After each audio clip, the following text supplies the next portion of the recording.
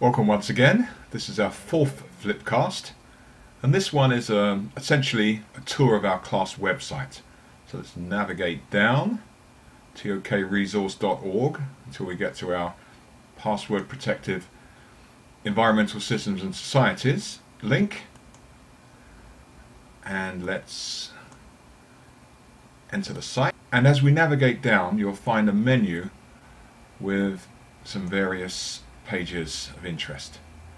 Well, there's a whole section on systems thinking, but an important aspect that you'll need over the 2-year course is syllabus content. And here we have the entire syllabus set out on one page.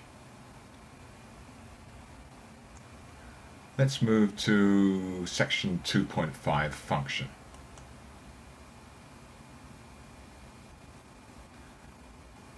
And as we navigate down the page, you'll find lots of useful visuals that have been gleaned from the internet, and the precise wording of the syllabus according to the IB. There's a good systems visual of a plant in action. And a good environmental systems and societies resource on the web are the pages that have been put up by Mr. G, and I've put some links where relevant on the syllabus. Here's what Mr. G has to say about photosynthesis and respiration. It's a slideshow.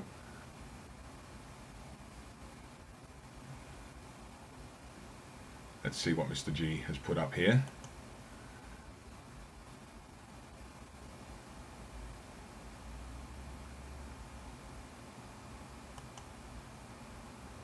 Photosynthesis involves inputs, processes, outputs, and there's a little diagram, and you can look at Mr. G's stuff on full screen at your leisure.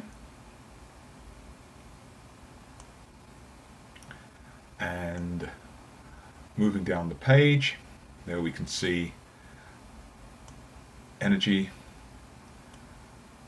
transfers in a caterpillar. How much energy is lost as feces, how much of it goes into growth, and how much it is used up in cellular respiration. That's a useful picture there. Here's another thing from Mr. G. This is just his notes on energy flow through ecosystems.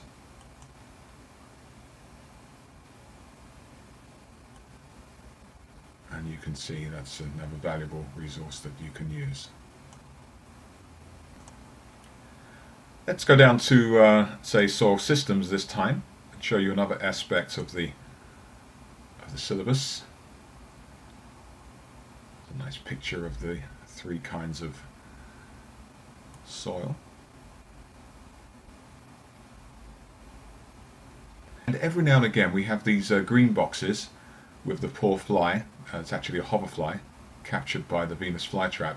And in that we've got some definitions. You can see we've defined soil as a mixture of mineral particles and organic material that covers the land and in which terrestrial plants grow. Also a definition for soil profile. I tell you this because, as well as the syllabus as written, there is also a glossary, an official IB glossary that accompanies the course. Let's navigate back and find the glossary. So back to syllabus content, back to the home page, and this time down to resources, and here's the official glossary, and there you have it in alphabetical order. One of the things we discussed the other day was sustainability, so let's see what the IB has to say about that. Navigating down.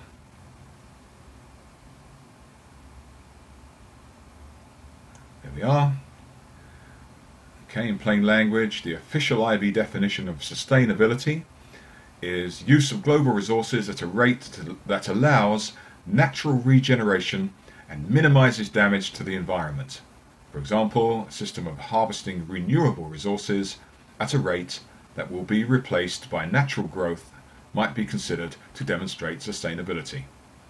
Seems clear enough? There you have it, at least 5 dozen definitions that you'll need to know by the end of the 2-year course. So that's the official glossary. But I've added something that I've called the exotic glossary. So going back to the home page, resources, the exotic glossary. And here are some things that have emerged already over the course, and this is a work in progress. I've not added the definition of tragedy of the commons yet that we looked at in class, but here's charismatic megafauna. Just illustrated that by the names of some rather spectacular creatures: the blue whale, Siberian tiger, giant panda, even T-Rex. And of course, after looking at our case study on bison, we'd probably want to add that at some point. And while we're on the subject, let's go back to some other specific things prescribed by the IB. Again, back to resources.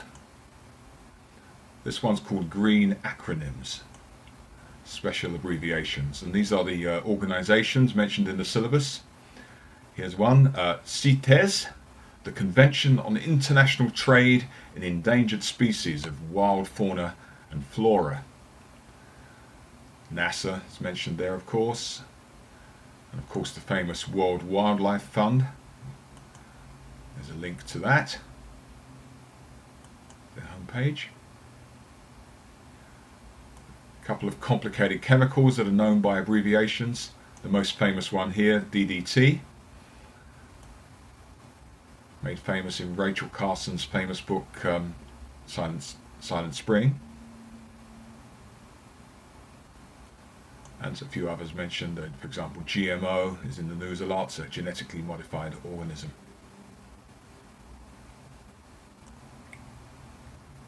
And now for something completely different. Let's go back to the home page.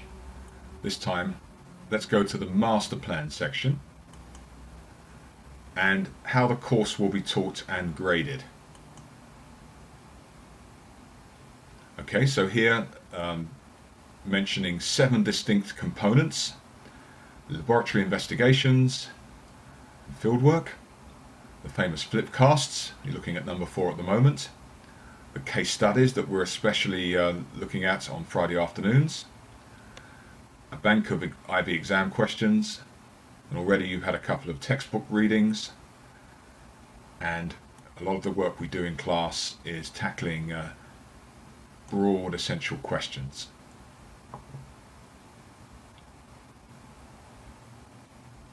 The syllabus will be covered in a particular order, and I've got a link to that here. This is just a timeline of what syllabus topics we're going to be covering over the 2 years, and it doesn't make sense to treat the subject in a linear fashion. I've got my own personal agenda for delivering the syllabus, but also it needs to be delivered in a kind of spiral way. So one thing you might notice here is that we're looking at the moment systems and models, issue of global warming, and in the next flipcast, environmental value systems. One interesting aspect is global warming, which is a leitmotif, something that's a very holistic, very biosphere centered topic. And instead of teaching it once in 3 hours, you'll notice that it appears at the beginning here. You see topic 6.1, and then in semester 2 we're going to start with global warming again in a bit more detail, and then in the senior year it's going to be revisited a 3rd time just before we look at the end game to prepare you for the final exam.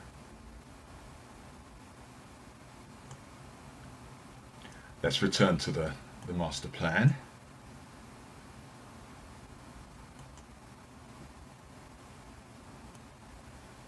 You can see on this chart that we've got the weekly routine. Try and make our double period lab investigations and fieldwork. Friday the case studies, and then the other 2 days catching up with essential questions, working collaboratively. Something I'm sure you're concerned about is looking at how you're going to be graded. So I'm saying that a successful ESS student binder must contain the following. And number 1 is personalized syllabus notes. Number 2 is a portfolio of lab and field investigations. These acronyms, PSOW, just means a list, a practical scheme of work, and IA refers to the internal assessments that will actually be sent off to the IB. There'll be a case studies collection, and by the end of the 2 years you would have passed paper questions. So for grading, each of the 4 components are worth 20% of the final semester grade. That's 80%. The remaining 20% will be based on essentially some personal skills.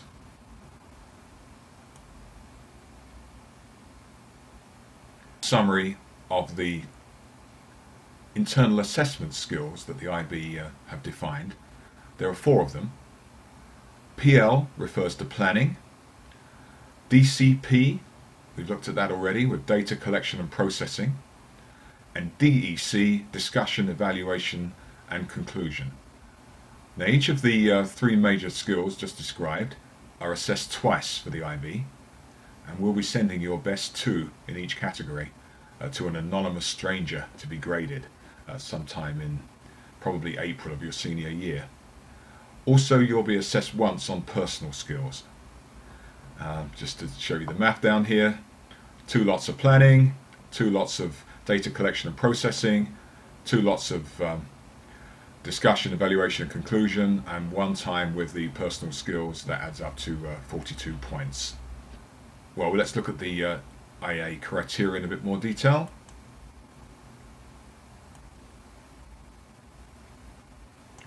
If we look at planning, so if we look at planning, you can see that there are actually 3 aspects, and each aspect is worth 2 points. Well, 2 points if you get a complete. A complete on controlling variables, for example. The criteria are that you design a method for the effective control of the variables. If you only get a partial, you'll get 1 point, and if you design a method that does not allow for the control of variables at all, you get 0 points. You can see that each skill has 3 aspects, and if you get a complete in all 3 aspects, you get your 6 points. And for each of the skills, I've actually formulated a series of questions that you can use yourselves, self-diagnosis, to see if you've understood the concepts. So here's one here, number 2. Look, do I really understand variables? Can I explain the difference between dependent and independent variables? Do I know why certain variables must be controlled? Well, as you can imagine, variables are a pretty important part of planning an experiment. So I actually have got a little resource for you on that. And here's a whole section on defining dependent and independent variables, and which one would take the x-axis, which one would take the y-axis in a graph. And you can refer to this when you're doing your lab and field work. And just for completeness, let's take you back to internal assessment, lab and field work. And if we go back down to the menu, the IB examinations at the end of the 2 years. Let's just show you how it breaks down. There's a little chart here. The lab and field work's worth 20%. You can see there 20%. It's 30 hours in total. We'll do a lot more than that. The exam itself, paper 1's worth 30%, mostly short answer and database questions.